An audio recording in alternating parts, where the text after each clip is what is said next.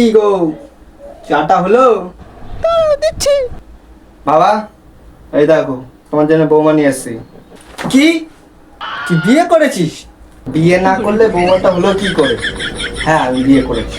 তোমাকে কতদিন ধরে বললাম যে বিয়েতে দিলা না, তাই আমি নিজেই বিয়ে করে নিয়ে এসছি। ওর বাড়ির লোক জানে যে তুই বিয়ে করেছিস, জানার আগে ওকে বাড়ি থেকে তুলে নিয়ে বন্দিরে গিয়ে বিয়ে করে নিয়ে চলে এসছি। এখন হয়তো ওর বাড়ির লোক তোকে খুঁজছে। হ্যাঁ, দেখো বাড়ির লোক লাঠি সোটা নিয়ে তাড়া করছে আমাকে।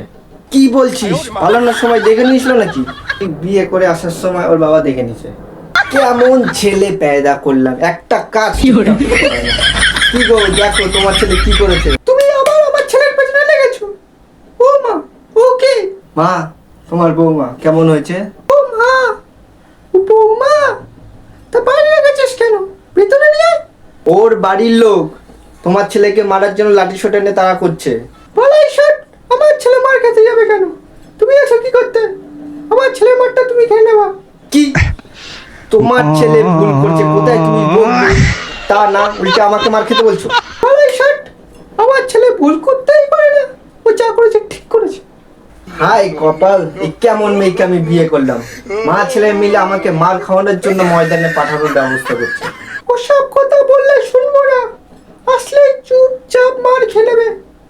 বাবু, বউকে নিয়ে ঘরে আয়। ঠিক আছে মা, এই চলো। হাই ভগবান, এই কেমন মা ছেলে।